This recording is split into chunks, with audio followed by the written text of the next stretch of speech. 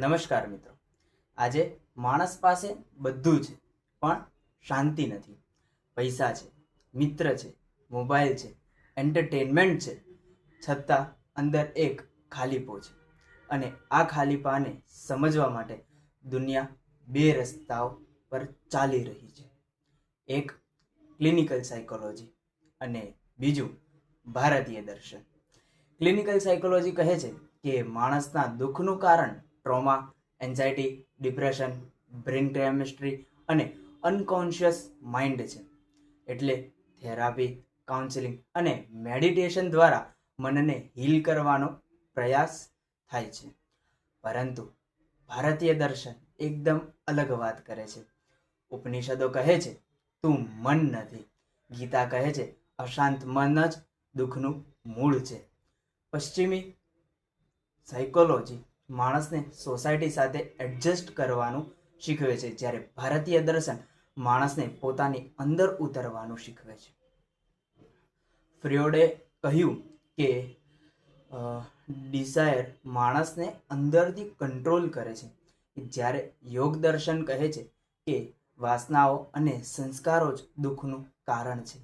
Clerk જંગ એ unconscious માઇન્ડની વાત કરી, પરંતુ ભારતીય ઋષિઓએ હજારો વર્ષ પહેલા ચિત્ત અને ચેતનાની વાત કરી ચૂક્યા હતા.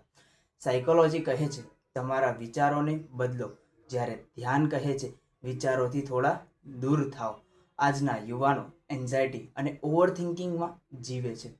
સોશિયલ મીડિયા અને કમ્પ્રેશનને જીવનનો ભાગ બનાવી દીધો છે.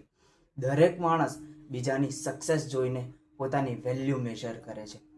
સાયકોલોજી કહે છે હેલ્ધી રિલેશનશિપ બનાવો, ઇમોશન એક્સપ્રેસ કરો, થેરાપી લો. ભારતીય દર્શન કહે છે પહેલાં પોતાને ઓળખો. પરંતુ અહીં એક મહત્વની વાત સમજવી જરૂરી છે. દરેક દુઃખ મેડિટેશનથી ઠીક થતું નથી. દરેક સમસ્યા માત્ર ઇનબેલેન્સ પણ નથી. સર્વર ડિપ્રેશન અને ટ્રોમા માટે ક્લિનિકલ ટ્રીટમેન્ટ જરૂરી છે. એટલે સાયકોલોજીને રિજેક્ટ કરવું એ ખોટું છે અને સ્પિરિચ્યુઆલિટીને ઇગ્નોર કરવી એ પણ અધૂરું છે. એક હિલિંગ આપે છે, બીજું અવેકનેસ આપે છે. એક મનને બેલેન્સ કરે છે, બીજું મનથી પર લઈ જવાની યાત્રા શીખવે છે. ભગવદ્ ગીતામાં અર્જુન મેન્ટલી બ્રેકડાઉનમાં હતો. તે કન્ફ્યુઝડ હતો, વીક હતો, ઇન્સિક્યુઝ હતો. શ્રી કૃષ્ણ તેને દવા નથી આપતા, પરંતુ પર્સ્પેક્ટિવ આપ્યો, અર્થ આપ્યો, સ્વધર્મ સમજાવ્યો. કદાચ આ દુનિયાની સૌથી પ્રાચીન થેરાપી હતી. આજે પણ માણસ એ જ પ્રશ્ન પૂછે છે, હું કોણ છું? હું કેમ દુઃખી છું? સાયકોલોજી આ પ્રશ્નના સાયન્ટિફિક આન્સર શોધે છે, જ્યારે ભારતીય દર્શનમાં આના આન્સર આપેલા છે. કદાચ માણસને બંનેની જરૂર છે, થેરાપી પણ અને સેલ્ફ રિયલાઇઝેશન પણ.